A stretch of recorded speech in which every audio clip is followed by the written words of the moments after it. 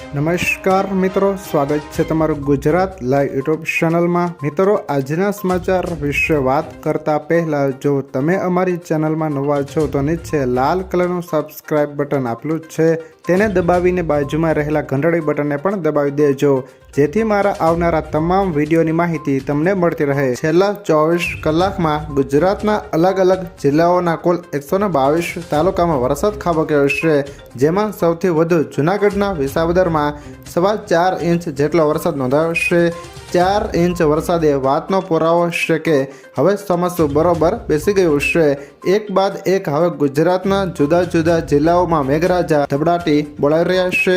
હવામાન વિભાગની આગાહી મુજબ ગુજરાતમાં આજે પણ 6 જિલ્લામાં ભારે વરસાદ પડશે તેવી આગાહી કરવામાં આવી છે, જ્યારે બાકીના જિલ્લાઓમાં પણ સામાન્યથી મધ્યમ વરસાદની સંભાવના વ્યક્ત કરવામાં આવી છે। ખાસ કરીને ગુજરાતમાં આજે પણ ભારે વરસાદની હવામાન વિભાગ દ્વારા આગાહી કરવામાં આવી છે। એટલું જ નહીં, તંત્ર દ્વારા કેટલાક જિલ્લાઓને ભારે વરસાદની સંભાવનાને પગલે સતર્ક રહેવા માટે પણ સૂચના આપી દેવામાં આવી છે। ક્યાં ક્યાં કરાય છે ભારે વરસાદની આગાહી તેના વિશે વાત કરીએ તો આજે પંચમહાલ, વડોદરા, છોટા ઉદેપુરમાં પણ છે ભારે વરસાદ થઈ શકે છે તેવી શક્યતા હવામાન વિભાગ દ્વારા વ્યક્ત કરાઈ છે।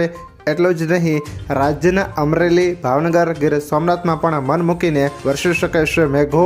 આ સાથે જ આજે રાજ્યભરમાં ભારે પવન સાથે વાવાઝોડાની પણ આગાહી કરવામાં આવી છે।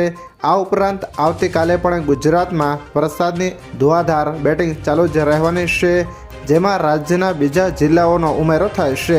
આવતીકાલે રાજ્યના નવસારી, વલસાડ, તાપીમાં ભારે વરસાદની સંભાવના વ્યક્ત કરાઈ છે। આ સાથે જ આવતીકાલે રાજ્યના દમણ અને દાદરાનગર હવેલીમાં પણ વરસાદ રહેશે। આ 20 જિલ્લામાં યલો અને 5 જિલ્લામાં રેડ એલર્ટ। ગુજરાતના અનેક જિલ્લામાં મેઘરાજા મહેરબાન થયા છે।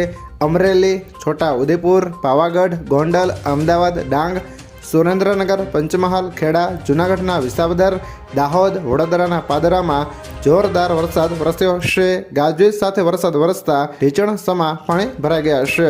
જો મિત્રો આ વિડીયો તમને પસંદ આવ્યો હોય તો લાઈક કરો, તમારા મિત્રો સાથે શેર કરો, અને જો તમે અમારી ચેનલમાં નવા છો તો ચેનલને પણ સબસ્ક્રાઈબ કરી લેજો, જેથી મારા આવનારા તમામ વિડીયોની માહિતી સૌથી પહેલાં તમને મળતી રહે।